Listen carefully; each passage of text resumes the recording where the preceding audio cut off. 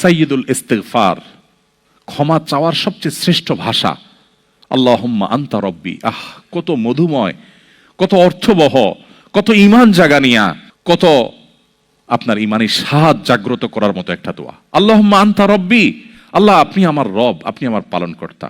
আল্লাহুম্মা আনতা রব্বি লা ইলাহা ইল্লা আনতা, আপনি ছাড়া সত্যিকারের কোনো মাবুদ নেই।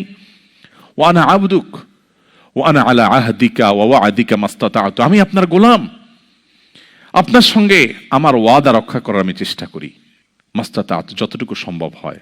আউযু বিকা মিন শাররি মা সানাত, আল্লাহ যে অপকর্ম আমি করে ফেলেছি, যে গুনাহ আমি করে ফেলেছি, এই গুনাহের যে ক্ষতি, এটা থেকে আমি আপনার কাছে পানা চাই, আমাকে যেন জাহান্নাম গ্রাস না করে, এই গুনাহের ফলে দুনিয়া যেন আমার ক্ষতি না করে। আউযু বিকা মিন শাররি মা সানাত আবুউ লাকা বিনি'মাতিকা আলাই, আল্লাহ আপনি কত নেয়ামত দিয়েছেন আমাকে, কত মানুষ কত কষ্টে আছে, আমাকে কত সুন্দর লাইফ আপনি দিয়েছেন। ওয়া আবুউ লাকা বিযামবি, এত ভালো লাইফ দেওয়ার পরও আমি আপনার নাফরমানি করেছি, সেটাও আমি স্বীকার করি।